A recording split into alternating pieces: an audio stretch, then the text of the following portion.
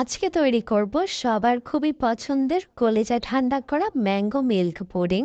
মাত্র ২-৩টা উপকরণে এই পুডিংটা তৈরি করে নেওয়া যাবে খুব সহজে।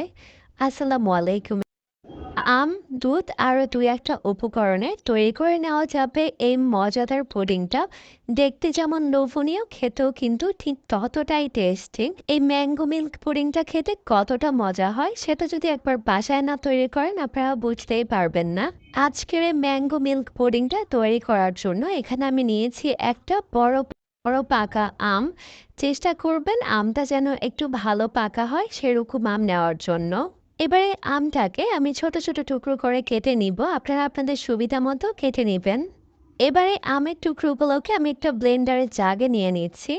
১ কাপ পানিতে এই আমের টুকরোগুলোকে আমি খুব স্মুথভাবে ব্লেন্ড করে নিব।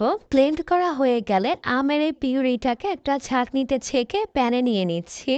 আমের যেন কোনো আঁশ না থাকে তাই আমি এভাবে ছাঁকনিতে করে ছেঁকে নিয়েছি।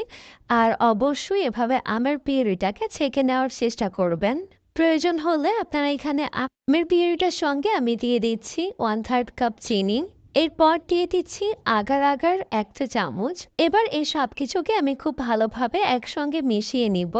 সব কিছু ভালোভাবে মিশানো হয়ে গেলে প্যানটাকে আমি চুলায় বসিয়ে দিচ্ছি। যে কোনো তরল খাবারকে জমানোর জন্য বা জেলো তৈরি করার জন্য আগার আগার পাউডারটা ব্যবহার করা হচ্ছে। শুরু থেকে চুলা থেকে নামানো পর্যন্ত এই মিশ্রণটাকে কিন্তু অনবরত নাড়তে থাকতে হবে। ভালোভাবে ফুটে ওঠার পর এই মিশ্রণটাকে আমি আরও ২ মিনিটের মতো জাল করে নিব।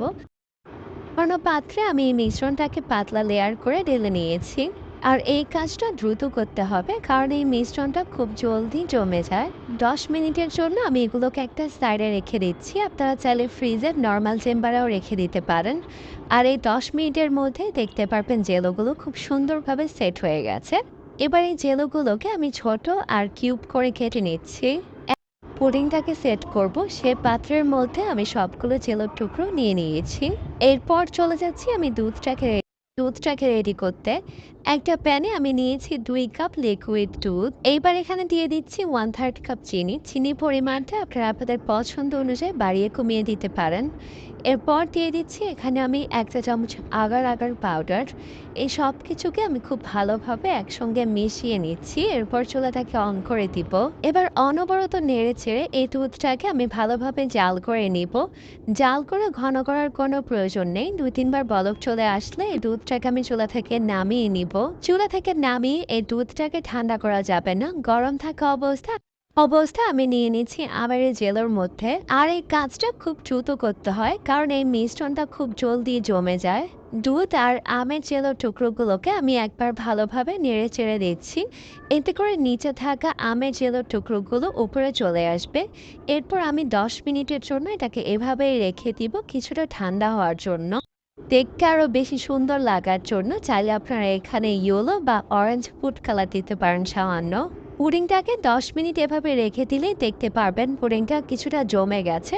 আর তখন এই পুডিংটাকে আমি ফ্রিজের নর্মাল চেম্বারে রেখে দিব ৩০ মিনিটের জন্য। ৩০ মিনিটে এই পুডিংটা খুব ভালোভাবে বা জমে যাবে। এবার একটা নাইফ দিয়ে মোল্ডের চারপাশ থেকে পুডিংটাকে আমি ছাড়িয়ে নিচ্ছি। এরপর এই পুডিংটাকে আমি ডিমোল্ড করে নিব। দেখতে আচ্ছা, মাশাআল্লাহ পুডিংটা দেখতে কতটা লোভনীয় হয়েছে আর কতটা পারফেক্ট ভাবে তৈরি হয়েছে। এবারে পুডিংটাকে আমি পাতলা পাতলা স্লাইস করে কেটে নিচ্ছি। পুডিংটা কেটে নেওয়ার পরেই আসলে বোঝা যাবে যে পুডিংটা দেখতে কতটা লোভনীয় হয়েছে।